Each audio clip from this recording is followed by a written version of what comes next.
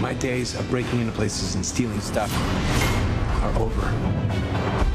What do you want me to do? I want you to break into a place and steal some stuff. Paul Rudd plays the con man who gets picked to become a superhero that can shrink to the size of an ant. Hence the name Ant-Man, along with his mentor, have to save the world by pulling off an amazing heist and stopping the bad guys. All right, so this is the latest from Marvel. No, you're excited about this one. Well, you know, this is one, Marvel has these properties that not a lot of people are familiar with, like Guardians of the Galaxy last year or Ant-Man this year. And those are the fun surprises. And this was, again, a really fun surprise to fall in love with this character and to see who they were. And, you know, it's kind of like Honey, I Shrunk the Superhero, you know? And to go into this and to have this experience and this fun was really good. And I think the reason it works is, well, many reasons. One, the performances in this are hilarious. Paul Rudd is really, really funny in this role. Michael Pena, who's one of his sidekicks, really kind of steals the show. He's hilarious.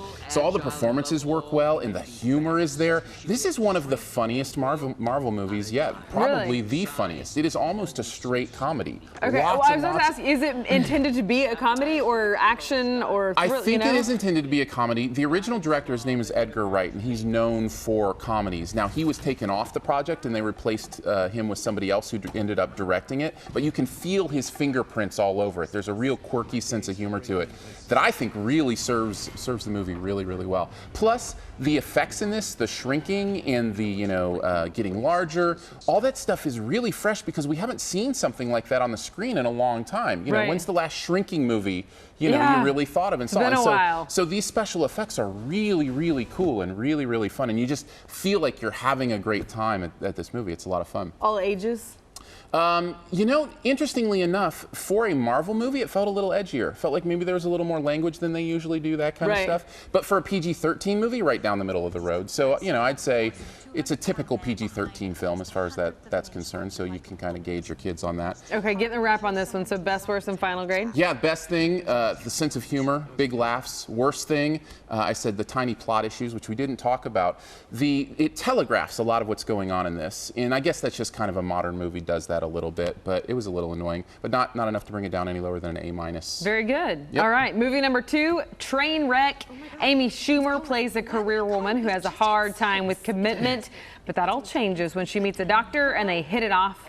But unfortunately for her, he is the perfect guy. She's been all over the place lately. She's it's her moment, right? Yeah, man, she's just like. Do you feel like that rounds. sometimes an actor or an actress will just have their moment, and it's just their time to either shine or fade away or whatever they're going to do. It's like this is Amy Schumer's time, and I think she shines. And I think the reason why is not only is she funny in this movie, and the movie itself is really funny. Judd Apatow directs it, and he does a good job, kind of back in form. Not only does she do a good job in the comedy, she does a good job in the drama, in the acting. There's a real heart to this movie that I wasn't expecting. Now, it is super raunchy. You know, it's a Judd Apatow film. It is a raunch-com, you know? So they push those lines. But it is really funny, genuine laughs. And there's, you know, she said she wrote it as a love letter to her sister. And you can really feel that this material means something to her, you know, about what it's saying about relationships and depth. So she wrote it?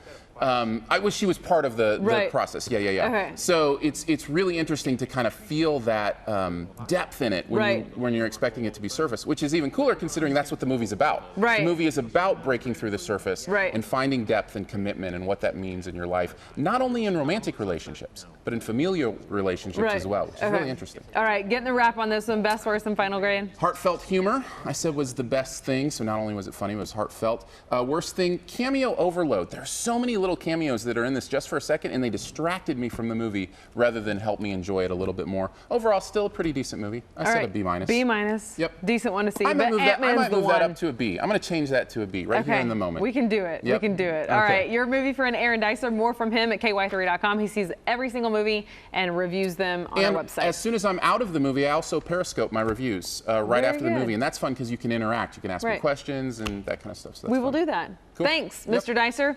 When we come back, finishing up our clay pot lighthouses. Stick around for Jeremy Rabe.